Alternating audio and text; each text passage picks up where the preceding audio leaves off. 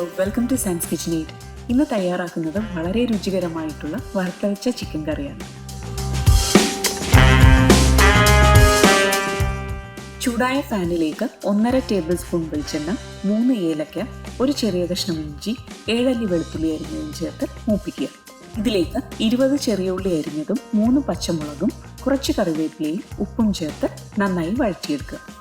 ഇനി 1/2 ടീസ്പൂൺ മഞ്ഞൾപ്പൊടി, 1.5 ടീസ്പൂൺ മുളക് പൊടി, 1.5 ടീസ്പൂൺ മല്ലിപ്പൊടി, 1/2 ടീസ്പൂൺ ഗരം മസാലയും കൂടി ചേർത്ത് പൊടികളുടെ പച്ചമണം മാറുന്നത് വരെ മൂപ്പിക്കുക. ഇനി ഇതിലേക്ക് 1/2 കിലോ ചിക്കനും ഒരു തക്കാളി അരിഞ്ഞതും ആവശ്യത്തിന് ഉപ്പും ചേർത്ത് നന്നായി യോജിപ്പിച്ച് ചെറുതീയിൽ മൂടി വെച്ച് വേവിച്ചെടുക്കുക.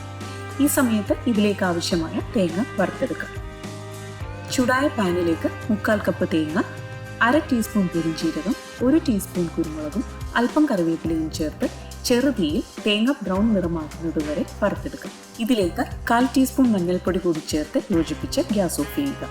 ചൂടാറിയതിനു ശേഷം നന്നായി അരച്ചെടുക്കുക. ഇപ്പോൾ ചിക്കനെല്ലാം പാകത്തിന് വെന്ത് വന്നിട്ടുണ്ട്. ഇതിലേക്ക് തേങ്ങ അരച്ചതും ഗ്രേവിക്ക് ആവശ്യമായ ചൂടുവെള്ളവും കൂടി ചേർത്ത് നന്നായി തിളച്ചു വരുമ്പോൾ ഗ്യാസ് ഓഫ് ചെയ്യുക.